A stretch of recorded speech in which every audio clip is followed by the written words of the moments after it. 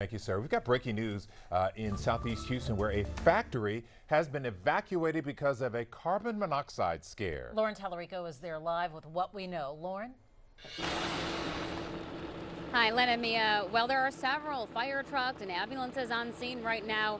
Fire investigators tell us they are checking out several employees for carbon monoxide poisoning. Now, we're about 100 yards away from this gated facility, so go ahead and take a look at some of the video that we just shot so you have a better vantage point of what's going on. You can see the employees were evacuated. They are still evacuated. They are lined up outside of the building.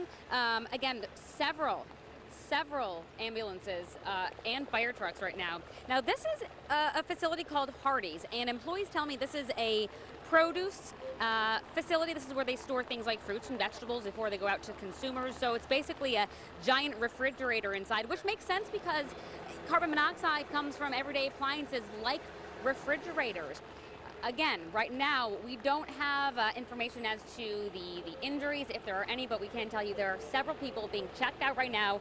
Another ambulance is just about to pull in, checking several employees for possible carbon monoxide poisoning. Len, Mia, back to you.